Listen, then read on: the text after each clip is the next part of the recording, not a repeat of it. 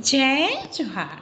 मैं श्रीमती रजनी शर्मा, रायपुर, छत्तीसगढ़ से। बच्चों, इंग्लिश सब्जेक्ट में सेंटेंस होता है। सेंटेंस यानी वाक्य। यह वाक्य कितने प्रकार के होते हैं, आइए उसके बारे में समझने का प्रयास करते हैं।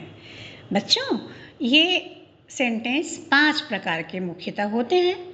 सबसे पहला वाक्य जो रहता है सेंटेंस, अफर्मेटिव सेंटेंस कहलाता है। अफर्मेटिव सेंटेंस यानी साधारण वाक्य। इसको मैं आपको उदाहरण से समझाती हूँ। He is going to school. यह एक सामान्य वाक्य है, कोई विशेष घटना नहीं हो रही है, वह स्कूल जा रहा है ना बच्चों। जैसे शी इट्स अ मैंगो, वह आम खा रही है। ऐसे सामान्य वाक्यों को अफर्मेटिव सेंटेंस कहते हैं। अब दूसरा सेंटेंस कहलाता है नेगेटिव सेंटेंस। जैसा कि आप जानते हैं, इससे नकारात्मक भाव प्रकट होते हैं। अर्थात नॉट का प्रयोग जब किसी वाक्य में होता है तो वह वाक्य नेगेटिव सेंटेंस बन जाता है। जैसे कि He is not going to school। हमने इसमें not का प्रयोग किया है, अर्थात इसका मतलब होगा वह स्कूल नहीं जा रहा है। not हमेशा सहायक क्रिया के बाद लगाया जाता है। जैसे कि we are playing। अब इसे हम नेगेटिव सेंटेंस कैसे बनाएंगे बच्चों? हम कहेंगे वी आर नॉट प्लेइंग। हम नहीं खेल रहे हैं।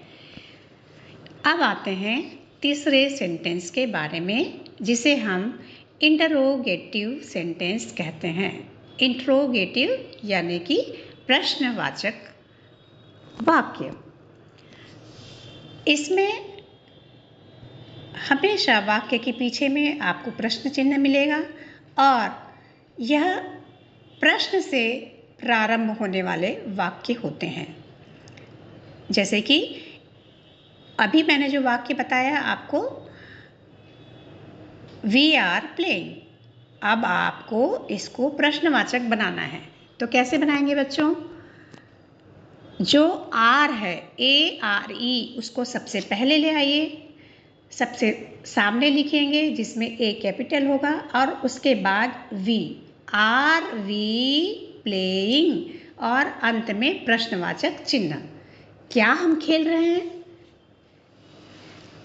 यह प्रश्न से भी, पूछने वाले शब्दों से भी वाक्य शुरू हो सकता है। जैसे कि why, what, whom, whose, where, when। इस प्रकार से शुरू होने वाले शब्द भी इंट्रोगेटिव सेंटेंस कहलाते हैं। अब आते हैं चौथा, एक्सक्लेमेटरी सेंटेंस। एक्सक्लेमेटरी यानी आश्चर्यसूचक, जहाँ पर आपको पंक्चुएशन में एक छोटी लाइन, उसके नीचे छोटा सा बिंदु दिखता है ना, उसे ही एक्सक्लेमेटरी चिन्ह कहा जाता है। जैसे कि यह आपको कोई जोश और जोर से चीखने चिल्लाने वाले शब्दों के बाजू में मिल जाएगा। जैसे कि हे, हिप हिप, हुर्रे, हरी, हरी अप।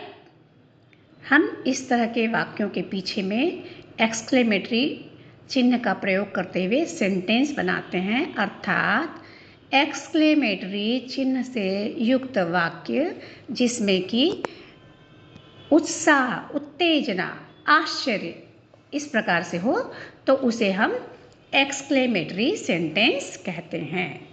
अब आते हैं पांचवा, ऑप्टेटिव सेंटेंस। इसे हम हिंदी में आज्ञासूचक वाक्य कहते हैं। मतलब आप जब किसी से आज्ञा मांगते हैं, देते हैं, शुभेच्छा व्यक्त करते हैं, तो इस तरह के वाक्यों का प्रयोग होता है। जैसे कि आप सामान्य भाषा में सुने ही होंगे, अपने से बड़े जो हैं वो हमको आशीर्वाद देते हैं, मे गॉड ब्लेस यू, है ना। Go to hell, may I come in ma'am, go there. हम इस तरह से जब आज्ञा देते हैं या जिस सेंटेंस में आज्ञा का भाव प्रकट होता है, ऐसे वाक्य ऑप्टेटिव सेंटेंस कहलाते हैं। मुझे आशा है बच्चों आपको ये बात थोड़ी सी समझ में आई होगी। आप अभ्यास करें और इसमें आप परफेक्ट हो ही जाएंगे। धन्यवाद।